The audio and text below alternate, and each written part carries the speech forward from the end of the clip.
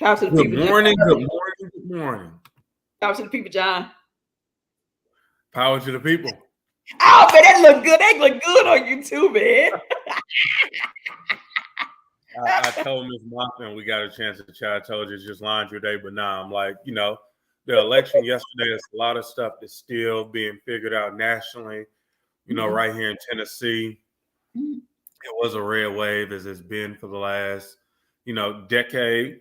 But I'm encouraged by the fights that we have with balance of power as we look at Wisconsin, Georgia. May the best man or woman win, Arizona, but it's great to see. I think with a balance of power, the people win because with a balance of power, they're accountable. So just wanted to get in my power to the people mood today. How are you doing though this morning? I'm good. I can appreciate that, man. Like election night is always very stressful. I ate those double chocolate chip cookies along with a bad stomach because my nerves was bad. But election night is something that in my household the TV is going and nothing else is on, and I'm listening to the journalists and all those things, and even woke up in the middle of the night listening to it. And yeah, it's a whole big deal, isn't it? It is a whole big deal. And I think, it was some celebrations and some disappointments just for people who speak up, especially for parents, but definitely Black and brown people who have been just tore down. It'll be interesting to see how things go in the next 5 days, but it's also, as we think about education, we got a lot to talk about. Definitely want to talk about some of the education topics that are going through the state. I also want to talk about the parents of PROPEL who came last night, kind of what the message was, reinforcing that. A video may be ready where we can see one or two of our parents really get up and exercise their ability to demand change. Yeah, like I'm still feeling like Auntie over here. I sent them a message last night. Auntie is over. I was in Subway just to Right. um, just to have them people looking at me. They was like, "Hey, how you doing?" I was like, "No, how are you doing?" Right. How are you doing? How you doing?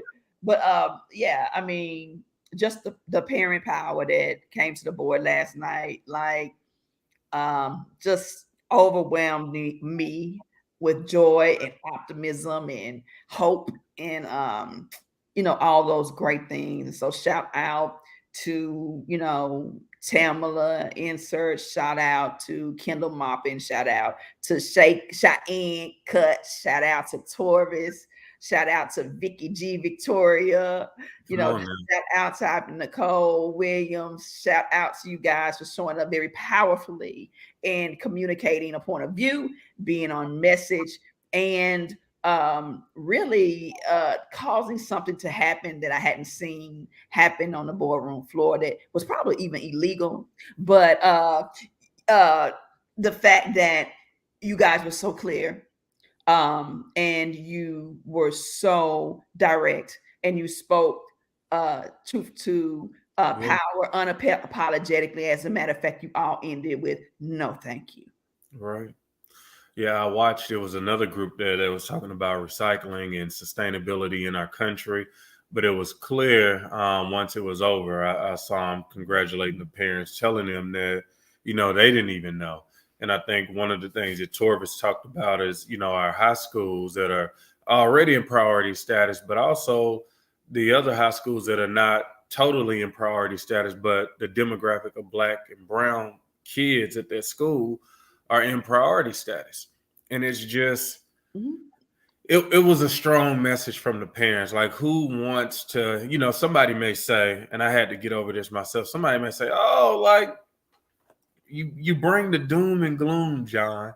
And I was like, man, let me change that approach. But then I said, if it's uncomfortable for 3 to 20 minutes of doom and gloom, like imagine what our students are going through, who have to wake up every day and who get the smile and the high five when they come into the school, who are told they're loved, but actions speak louder than words. And F it. Like, if that makes you uncomfortable for that small amount of time, we really don't have to have a conversation, because We talking about the kids that are going through this year in and year out. Tamala said from kindergarten to 12th grade, some kids will be in a priority school from the first time they come into school in kindergarten, maybe even pre-K, because one of the schools got pre-K, and then from the time they leave and graduate, in quotation marks, unready for the world.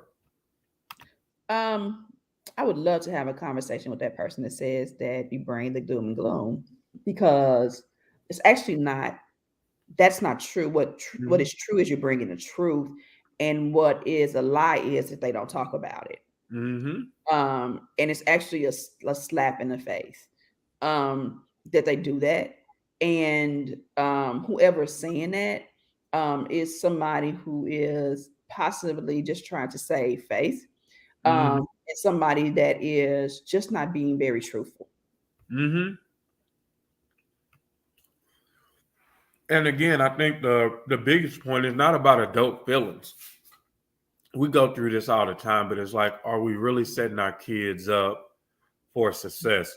And Mhm. I'll tell you, Kendall Moffin came in there. I mean, somebody who, she was born and raised here like many of our parents. She went to public schools. She's sending her kids to the school, and enough was just enough. And we have to figure out, one of the people from NOAA, I don't know if you remember, but she was like, thank you, MNPS.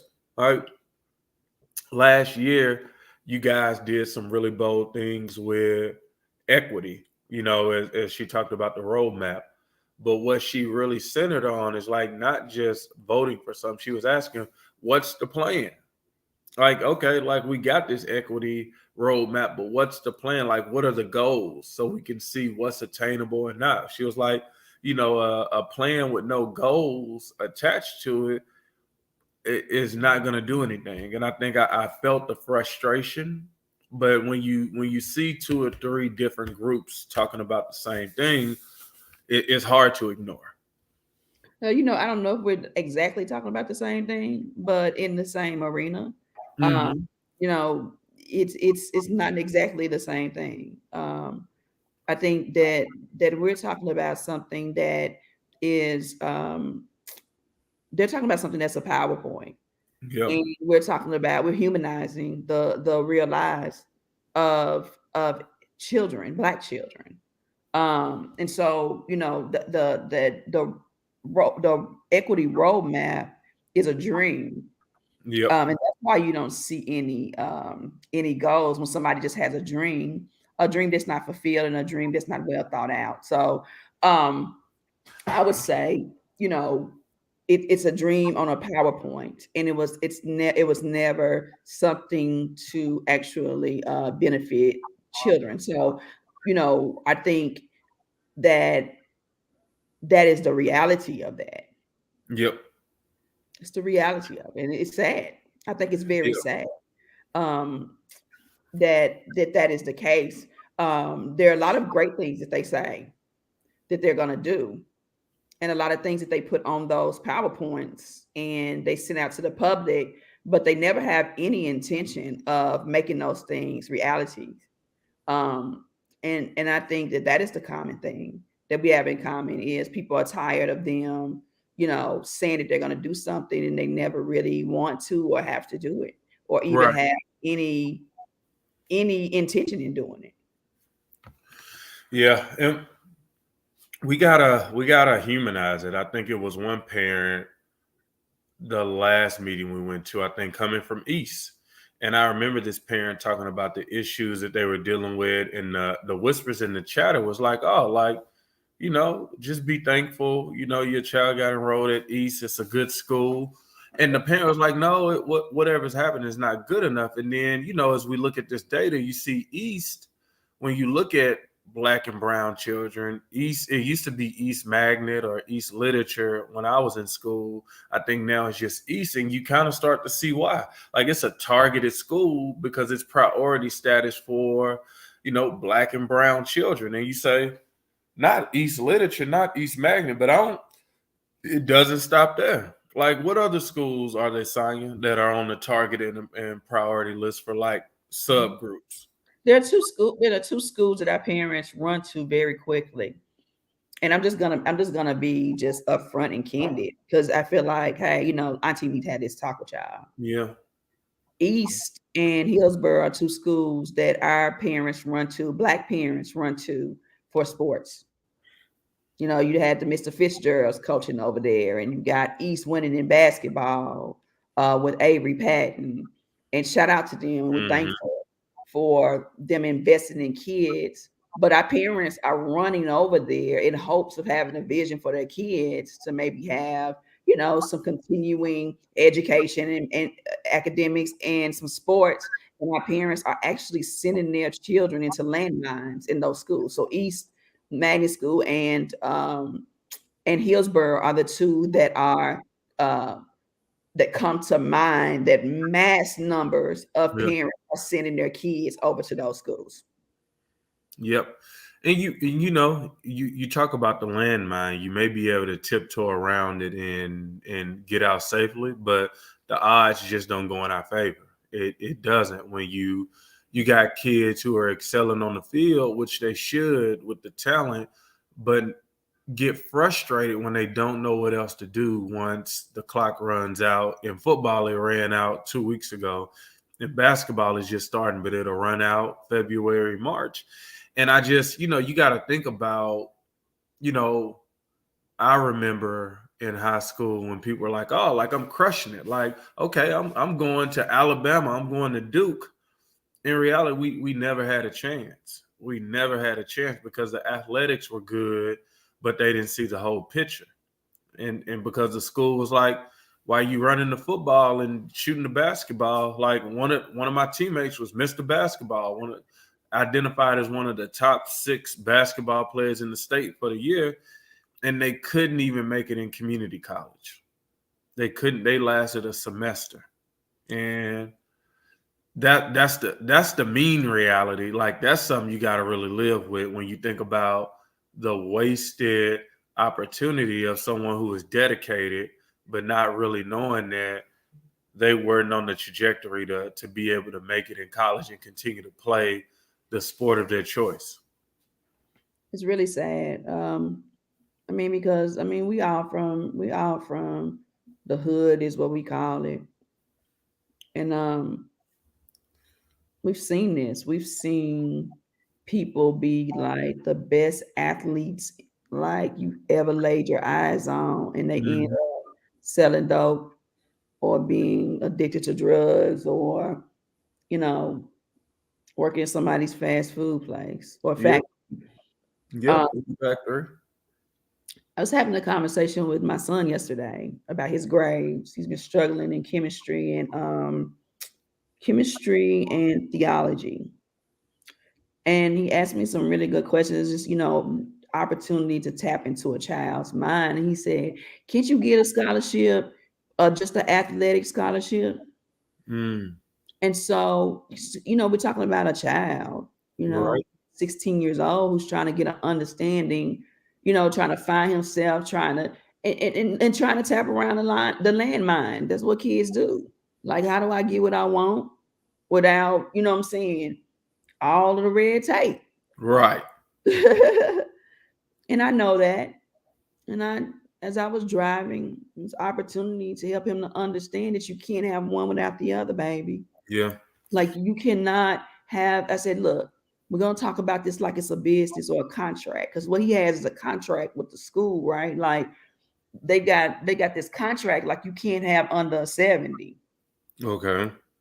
And I said, the contract that you sign, to be eligible to play baseball and stuff, is the same type of contract that you would have if you went to a college or university to play sports there and they paid for it, or if you even went to the MLB. Their contracts, because what people want to do, they got to get something out of it. I said, so if you get a college, if you get an academic or a sports scholarship, remember this: it is an agreement between you and the other party, and both parties should walk away with something. It's Yep. called an exchange, right? And your hope and your prayer is that you get an even exchange. Yep. But I said, who's going to invest money in you if you can't stay there? Mm-hmm. They want to invest in Bubba over here. They'll be looking. Bubba got a 4.0. Like, who's gonna be able to stay here in this atmosphere and survive? And I can get their talent. And so when I went there with him, he asked me again. He said, "So are you saying that you can't get a sports scholarship?" And I said, "I am saying exactly that. That you must maintain a 2.5 or greater. You must go to class. You must uphold the contractual agreement, just like you're doing right now in the Yep. school. They are preparing you for the next level. So no, there is no time or place in life where you're going to be able to cut corners." And a lot of times, because our kids don't understand that, I mean, your son is around other baseball athletes who are, older or younger.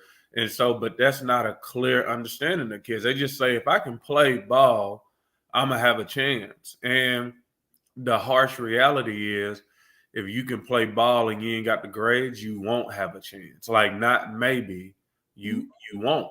Yeah, because that's what I said. Look, the college has money in the bank that they're saying, "Hey, I want to invest in this person." And remember, you're competing with other people. Like, you ain't the only baseball player. And there's always somebody who is better than you, and there's always somebody who may not be as good as you, but they're going to go with the person who can stay, Mm-hmm. who can maintain, who can play 4 years. That means they can be academically successful and they can contribute to their program. And so I had that talk with him, and for me, it was a aha moment for me because I Mm-hmm. realized maybe his understanding, his lack of understanding of even things that I say to him all the time. Yeah. It is a real thing. And I think for us parents, and this is just going back to while we were at the school and speaking, because too long we have talked about it just enough to like check it off a list, but there hasn't been a real plan. And I know since at least 2018 of like, how are we going to get priority school status schools out of that status who have been there for close to a decade? And I think Tamla named some. She named Tom Joyce. She named Madison Middle and a few others, but just for 2 years, but for the last years have been on the priority school status. And you know, in that time frame, there have been kids in pre-K. Now they're in middle school, but it's been a whole new time in. And if all you're at, I think she said, under 5% ELA or math, like that ain't about no business at all. It's not. And And so you one of the know, things that I'm gonna pull up is this NAPE.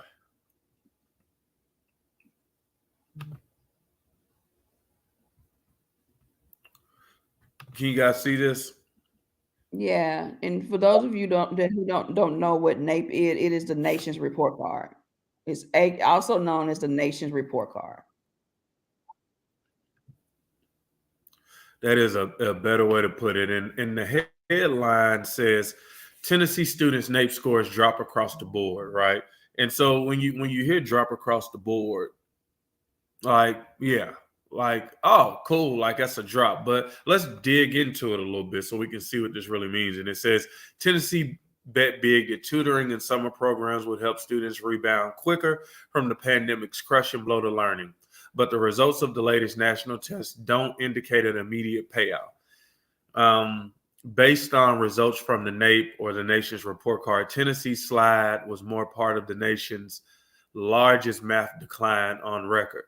But perhaps more disappointing was the state's performance in reading, with scores falling several points more than the national slide.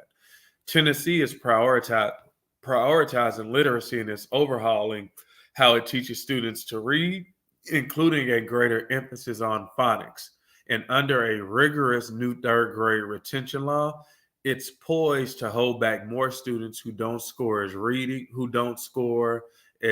on grade level on state tests this upcoming spring.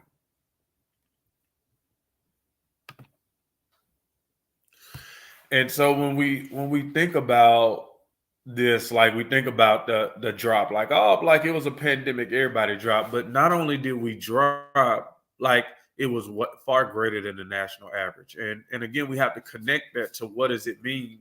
And the only thing I can really think about, where were we at when Dr. Joseph was here? Where were we at when Dr. Register was here? And then where are we at now? And so it's a lot of celebrations going on. I think we got a celebration of schools this Saturday on the 19th. I'm sorry, on the 19th. And listening to one of our teammates, they said, man, what school is really knocking it out the park for Black and brown and poor children? And I couldn't tell them, and the data couldn't tell me. Yeah. It's not, you know what? I want to make sure that we really humanize this. And Yep.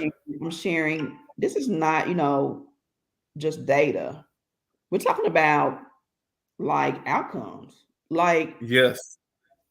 when you look at unemployment or when you look at even at employment, a lot of Yes. people, they try to sugarcoat, they talk about the unemployment rates, right?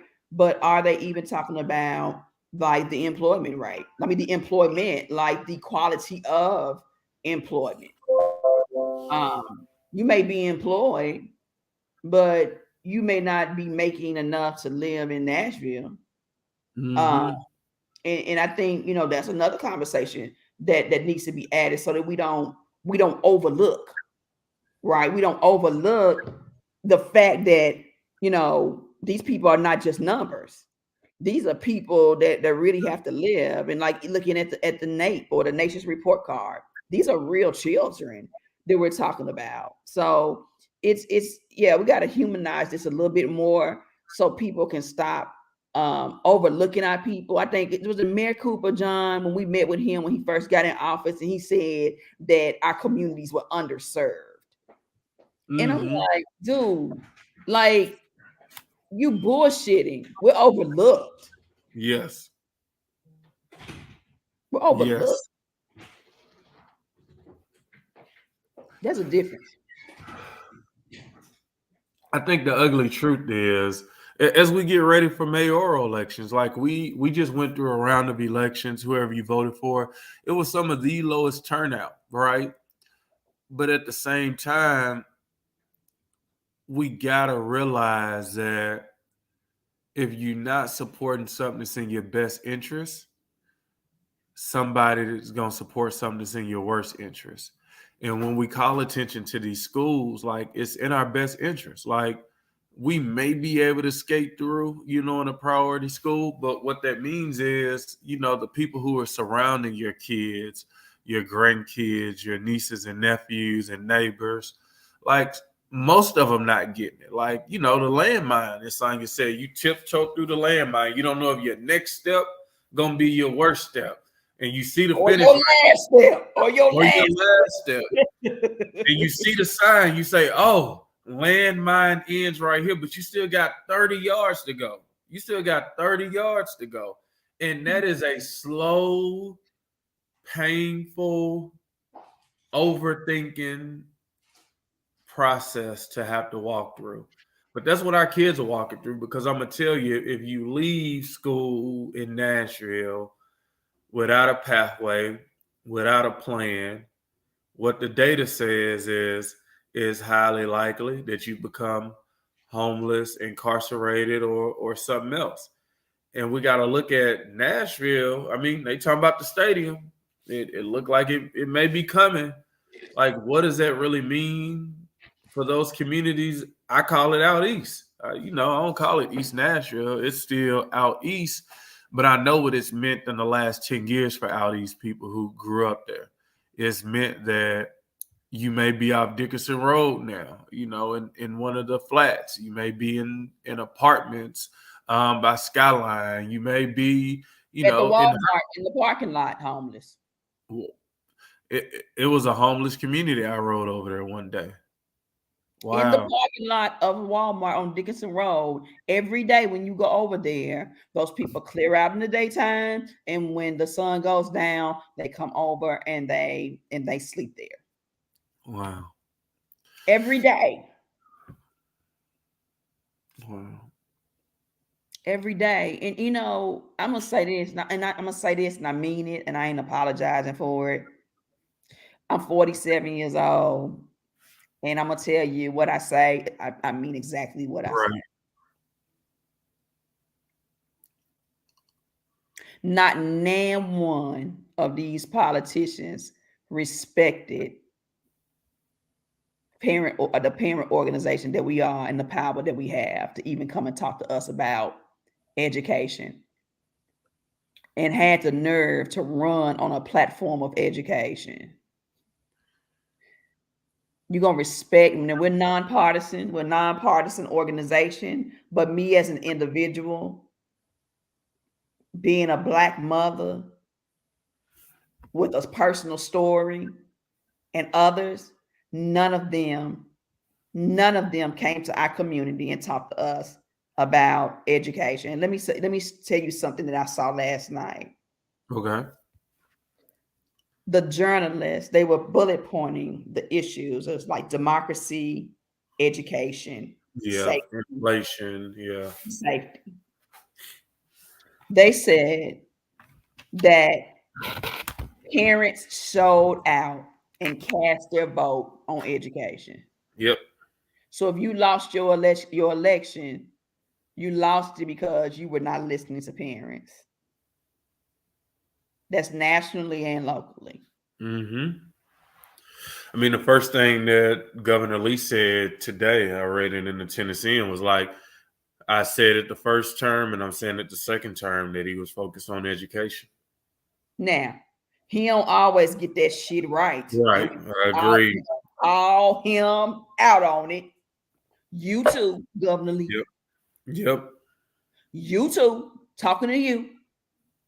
Because Don't make decisions about us without us over the next 4 years, or it ain't gonna be pretty. yep,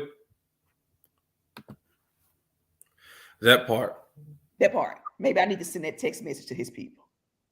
Don't make Hmm. no decisions about us without us.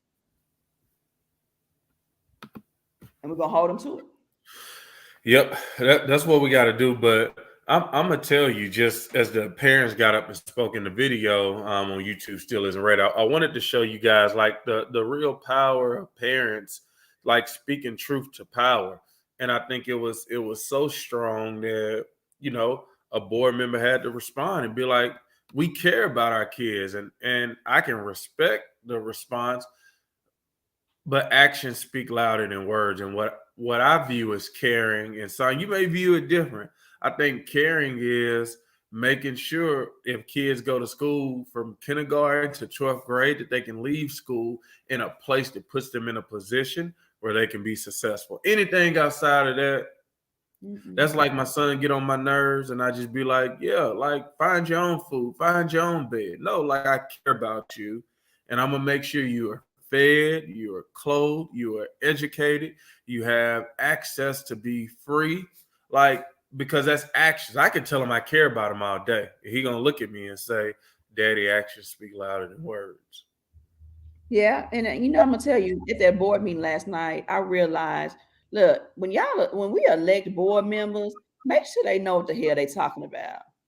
Abigail Tyler sat up there and tried to talk about literacy. She didn't know what she was talking about. Christian Bugs worked on a whole literacy nonprofit and bullshit that over for 4 or 5 years. I tell Mm, you, Sharon Gentry, what she said, I was behind. She talked about the outcome. She was like, we just can't keep getting up here talking about this. And so I agree with what she was saying. She's about the only one that I agree with because she just told the truth about it. But man, we gotta watch who we putting on these school boards, because let me tell you mhm. something. A priority school is a priority school because the kids can't read and do math. The Yep. district, the district has a low. Then I told some of the parents this the other night. The math ain't mathing. When you Right. don't have an ACT score, and then we don't have and we have a high dropout rate, and then we have a 70 something graduation rate, right, across like Tennessee. The math ain't mathing. That lets you know they're pushing people through. Right. They're not college ready. And so, we got to be able to do some equations ourselves. Like, 1 + 1 is 2, Yeah. right? We know that. And if it don't look right, if it don't smell right, it's something wrong with it. And that's what I want to encourage parents to think about, as like the election. That was an election last night. But I need Right. you to think about going forward every day in your thought process, right? You need to be thinking about, like, these people that we put in power. Do they even know what the hell they talking about? Question everything, question everybody, and there you find the truth. And one Yeah, you of the find the truth. superintendents, was sitting behind me yesterday at the school board meeting. She was actually laughing at me, not because she thought I was Okay. being funny. She was laughing because I was telling the truth as a school board member was Yeah. talking.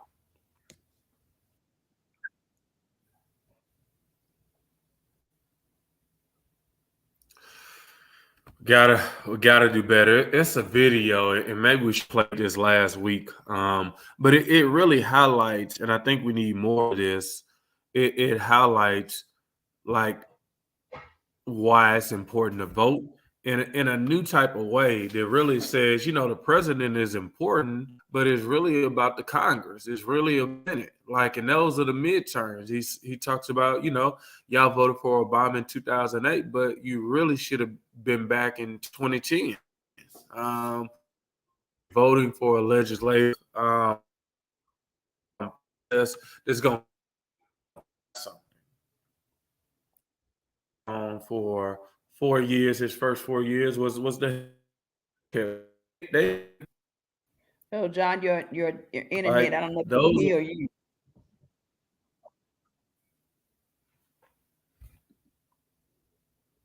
Might be me.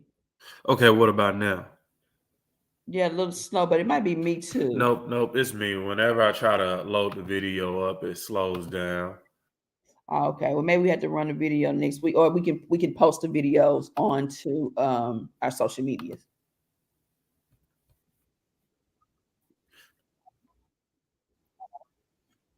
We'll get these videos out on social media. Yeah, to so that everybody can see if they did not go to the school board meeting last night. Most definitely. I don't know if uh-oh. So it looked like I might have lost John. Hey Shamika. Hey Crystal. Hey everybody that's joining us. Jordan, Lucretia, Bea. How y'all doing? Thanks for joining us. And like, as we were saying, like, the get out to vote doesn't stop or end with last night. Like, we've got to demand better from our elected officials and our people who are running for office. And it needs to be the people's agenda and not individual agendas. Like I said, ain't nobody said nothing to our parent group about what they're running for education wise or anything. And I think that stuff costs people, and I hope that people learn from that. And but you know what? My prayer is that people stop running on the status quo. Like, when we Hmm. gonna have the people's agenda, right? Like, to really rally people around um a cause that we all agree on. And I would say that's what the Republicans are doing, man. They savvy with it, man. They've just gotten more savvy with their messaging.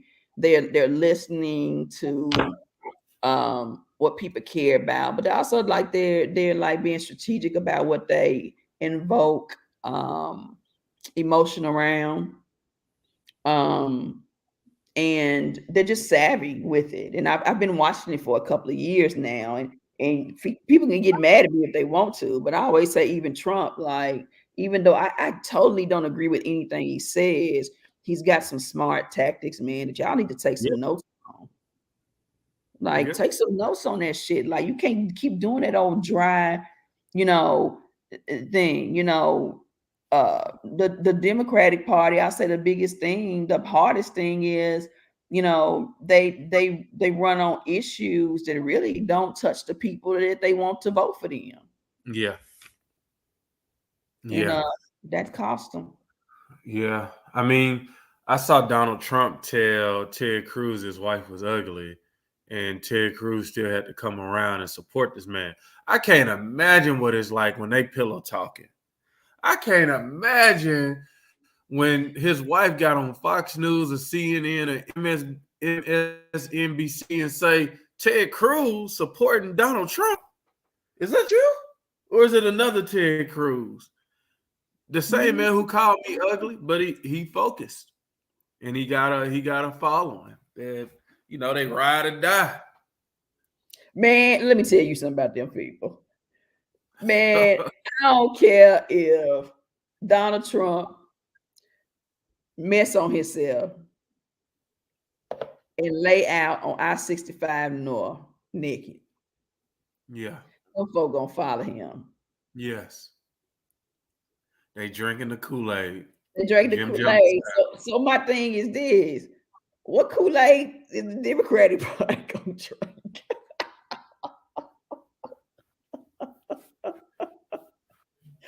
Man, look, we nonpartisan. We ain't telling y'all who to vote for. I ain't telling nobody who to vote for. I'm just saying. I'm saying this to say, man, folk got to listen to the people, and they ain't listening to the people. End of story. Yeah. Yeah, I mean that race in Georgia, and I know it's still going on. I mean, again, I'm gonna just say me personally, it ain't no way in hell that it should even be close. Like coming from a guy who said, like, yeah, like I choked her, I put the gun to her head, and yeah, I'm sorry. Like that's somebody that's close. Hopefully it's close with no cigar, but right now they're close to being not in there for 2 years like a regular congressperson, but they're gonna be in there 6 years. Whoever wins that seat, and if Herschel Walker wins that seat, like it, it's a blackout on democracy for people who ain't coming out or people who helping develop messaging who can't get the message out that this dude is a dunce. Like I saw his son like clap for him, cheer for him, promote him to saying, man, my daddy keep lying. Like I ain't voting for him. Yeah, but I'm gonna tell you something. I'm gonna always be real. We got whole like get out to vote organizations here that don't want to work in collaboration with other people. Run them out of town. I done seen them do it. And man, you cannot, galvanize the people acting like that. Yeah. Yeah. So, that we got some stuff we got to check in our own backyard too. If people don't see his time now, I don't know if it's ever gonna be.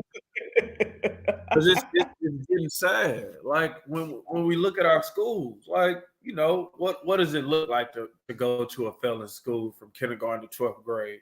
Well, I can tell you, at my last Yep. reunion for the 20 year, like you see it. Like I see it. There ain't no sugarcoating. It don't feel good.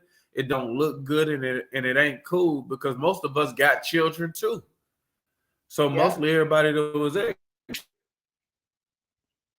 I mean, What's after our parents for spoke, our John, kids that we didn't. after our Was that? chairwoman, after we spoke, the chairwoman, she said, I got kids in MN, what she say? I got kids in MNPS too.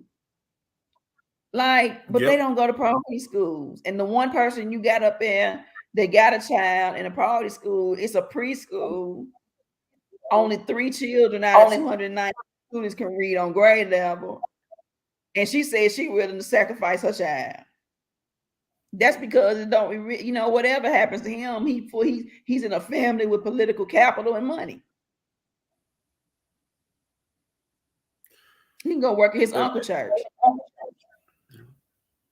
Elementary is the easiest I done seen. It's easy to do elementary, But if you notice middle school, but definitely high school, it's very rare that you will find a board member, current or past or in the future, that's gonna have their kids in the zone school for middle school or high school, let alone elementary.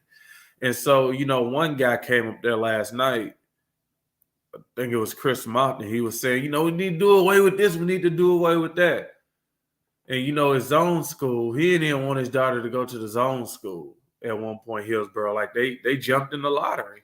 And it's always dumbfounding to me because I would hear him say, like, we need to get rid of like charters and magnet schools. And I was like, okay, like he talking like against his best interest.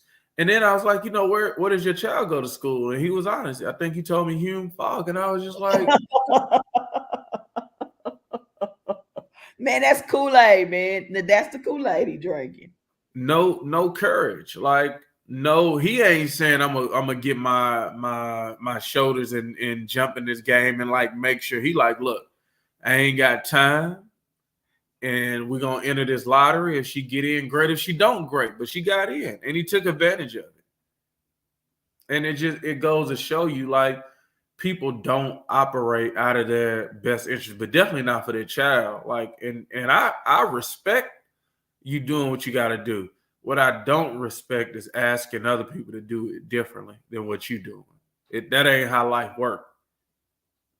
Did Jim Jones drink the Kool-Aid himself, though? It was a mockery.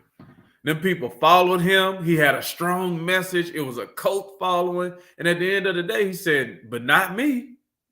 I don't need it. Oh, yeah. I need to stay here in order to be able to tell the story. But that's what we get pimped into doing. Like, people talking crazy, telling you, man, we ready. We're going to do this. And then when it's time to jump or it's time to fight for our kids, they're like, oh, I can't afford to take this time out to fight for these kids. Like, I'm with you, but not me. Like, you need me. But not them 6 last night. Right. Them 6 last night. Vicky G, Big Victoria, and Tamala, and Nicole, and Shay. Don't let me forget nobody. And Torvis, Miss Moppin. Them 6 last night brought the house down. Told the truth. Told the truth, unafraid to take action. And not just talking about it, but being about it. And I'm grateful. I'm inspired. We are heading to a place. Shout out to cohort 17. Had graduation this Saturday.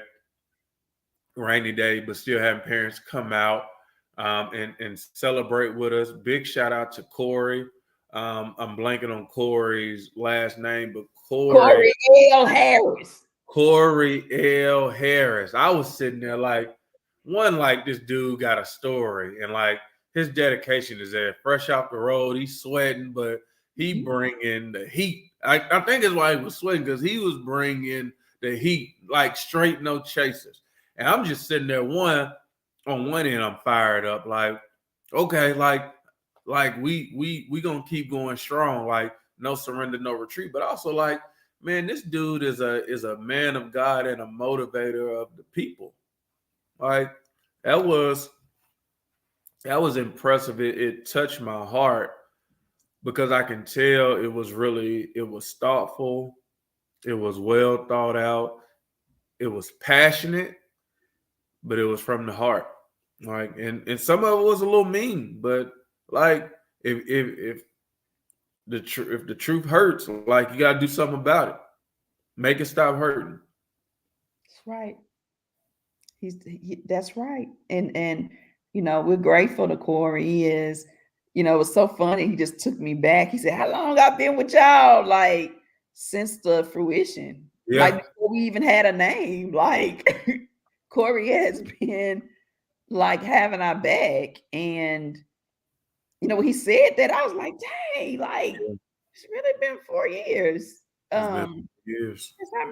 just we met Corey. And Corey, if you guys don't know who Corey Harris is, he is a former Baltimore Ravens Super Bowl champion. Um, and he is an advocate, an activist. He's a businessman, he's a father, he's a preacher's kid, just a great man and great motivational speaker. Graduated from Mhm. Vanderbilt University, very intelligent um, black man who who's not afraid to hold the system accountable. He has substitute taught in Metro Public Schools. Ain't nothing you can tell him about what's going on in any of these buildings. And there's nothing you Right. can tell him about what's going on with these kids on these streets because he done seen it. Yep. And part of his story was, I mean, the Vandy story. I mean, being at Vandy, being a star athlete, but maybe averaging, I think he said 2.5 games a year. They won 4 years, Mhm, they won 10 games, so it was 2.5. One year they maybe won three, one year they won one. But mhm. his dedication and unwillingness to give up got him into the NFL. Eventually got him with the Baltimore Ravens, which in that time had one of the strongest defenses Yeah. in the country. So Mhm. maybe in the world when we think about football. And he didn't let those setbacks of Vandy football, which can be underwhelming at times. Baseball, great. Basketball, it's kind of high and low. But the football program it struggled. It struggled, and you got to keep going. When you coming out to the field and you getting stumped on, you got to stay focused. And I just think that's where our education for our black, brown, and poor kids are right now. It's man, that sounds terrible. It's Vanderbilt football. It is it's Vanderbilt football, but we have seen a good coach and leader. I remember, I think it was for a few years, James Franklin came in and turned that football program around so much where it was a real rivalry between UT and Vandy beat UT 1 or 2 years in his tenure. And what the only difference was leadership. Yeah. Leadership who was willing to get down in the mud with his players. They respected him. They would do anything for him. And it showed on the football field, and it's shown since he's left in a negative way. Yeah. Sad. Sad but true. Sad but true. So be on the lookout. We got cohort 18 that's coming in here that we got that we're gonna be ending right before Christmas time. And so just combining everybody together, getting parents from East Nashville, North, South, Antioch. One of our parents was driving from Antioch all the way into town to find a better school and holding it accountable. I think she did a national interview. So there are some great things happening. 2022 has been an awesome year. We're going to do a recap coming up here in December because we really want to, like, with all the things we did, Sonya, whether it's been the Capitol or been the school board or knocking on doors in the community. Oh, and the documentary, The Truth About Reading. Like we're gonna talk about it on the recap. We're gonna have a movie night in the New Year's because we need our parents to see that The Truth About Reading. National documentaries and our parents have just dominated backpack drives, canvassing in the community, going to schools, supporting our parents, advocating on the local level and the state level. It has been a year of pushing and holding leadership accountable to the way they direct the ship for our kids. We tired of being shipwrecked. In 2023, great things to come. Great things. And so if you know parents, like, send them on here. We had a parent reach out early, well, last weekend. if you know parents who need help, if you know parents who want to be a part of something that helps it grow and continue to get stronger so we can be a vehicle for making sure all kids have the proper education, send them to Nashville Propel. Yeah. And you can send them to our website, NashvillePropel.org, or they can reach out at our email at NashvillePropelParents@gmail.com. Yes, indeed. And the website is below, like Sonia said, www.nashvillepropel.org. Check us out. We'll see you guys next week as we get ready for Turkey Day. We'll have the video. We'll play the video. We'll see. We'll probably post it on our page about voting, but we definitely will be playing the videos of our parents speaking truth to power at the board. It's amazing when you say it and you hold and you got the eye contact and you really mean what you say, the power that comes out of the room. And so I went away after a long day, like energized, and that's real. John, I ain't eating no turkey this year. You ain't. I got to get the fried turkey, so I'm gonna put a plug out because I'm looking. My brother usually do it. You know somebody who do fried turkeys? Like let me know. They cost too much, John. I know they do, but trying to get trying to make sure my turkey ain't dry, and I'm messing up my mac and my collards and my sweet potatoes. I'm gonna invest a little bit in a fried chicken because it's gonna last me. It's gonna that fried. Oh, okay. Clearly, I'm hungry. You saw what I posted. I need to know Golden Corral open. I want to fill out with everybody, including everybody in MMPS. So I ain't invited nowhere. It'd be like that. We'll have a table amongst the parents who love us to death.